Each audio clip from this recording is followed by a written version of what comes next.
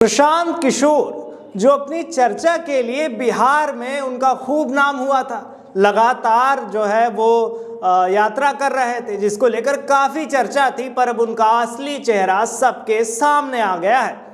प्रशांत किशोर किस तरह से बीपीएससी के कैंडिडेट्स के साथ धोखा किया है वो अब सबके सामने आ गया है। क्या है पूरा मामला, चलिए जानते हैं।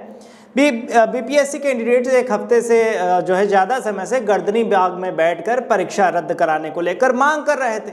2 बार पुलिस लाठीचार्ज हुई, फिर खान सर और गुरु रहमान वहां पर आए, लेकिन प्रशांत किशोर की एंट्री के बाद सब कुछ बदल गया।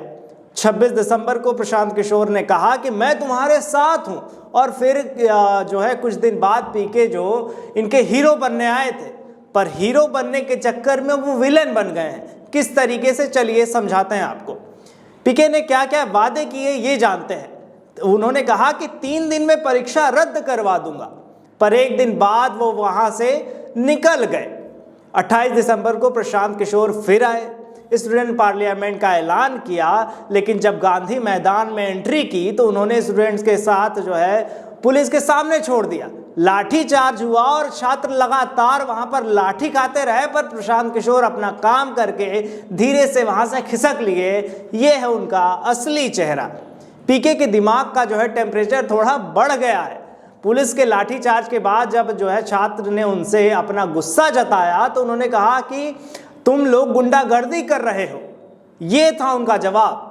जो व्यक्ति छात्र के हितों के लिए वहां खड़ा था, अंदर आया, कहा कि छात्रों का पार्लियामेंट बनाया जाएगा, 3 दिन के अंदर परीक्षा रद्द कर दी जाएगी, पर वो इस तरीके का बयान देता है। ये है प्रशांत किशोर का असली चेहरा। जब लाठी चल रही थी तो पीके ने भागने का फैसला लिया। उन्होंने छात्रों को लाठी खाने के लिए छोड़ दिया। अब पुलिस ने एफआईआर दर्ज की पीके और उनके पार्टी के खिलाफ, जिसमें उनके पार्टी के हेड मनोज भारती इसमें शामिल थे। पर अब सवाल ये भी बनता है कि भाई जो छात्र वहाँ पे धरना दे रहे थे, आप उनके समर्थन के बजाय उन पर आरोप लगाते हो कि वो गुंडागर्दी कर रहे हैं। वो छात्र जो सालों साल परीक्षाओं की तैयारी करता है, अपनी मेहनत के लिए, अपने योगदान के लिए वहाँ पे लड़ रहा है, चाहे वो गांधी मैदान हो या अन्य जगह। पर प्रशांत किशोर का इस तरह से भाग जाना बेहद निंदनीय माना जा रहा है। अगर प्रशांत किशोर ना आते तो शायद ये चीज़ें अच्छी चलती, शायद प्रदर्शन में लाठियां न चलती, क्योंकि उनकी आने की वजह से ही सब कुछ ऐसा हुआ, ऐसा छात्रों का आरोप है। इस पर प्रशांत किशोर ने कहा कि ये जो छात्र हैं वो गुंडागर्दी कर रहे हैं। इस तरीके का बयान दिखाता है कि किस तरीके की उनकी मानसिकता है।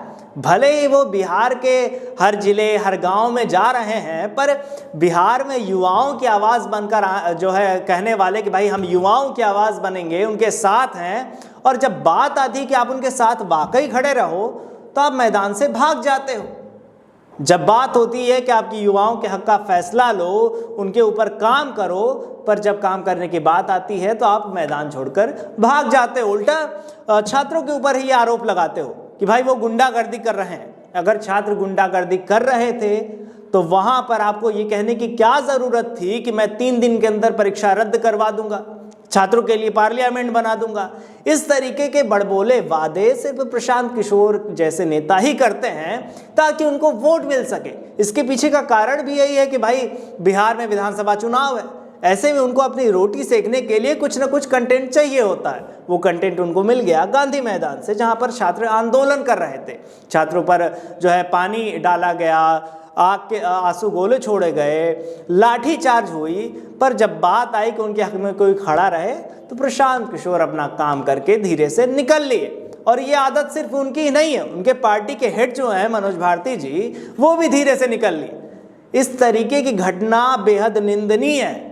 कोई राजनेता इस तरीके के वादे करता है, पर जब बात आती है कि असल में वो उनके साथ खड़ा रहे तो धीरे से निकल लेता है। खैर, अब देखने वाली बात होगी कि सरकार का इस पर क्या एक्शन होता है। क्या वो छात्रों के हितों में कोई फैसला लाएगी या नहीं, या इसी तरीके से छात्र लाठी डंडे खाते रहेंगे। खैर, इस मुद्दे पर आपकी जो भी राय हो हमें कमेंट में ज़रूर बताइएगा। तब तक देखते रहिए राजस्थान 1।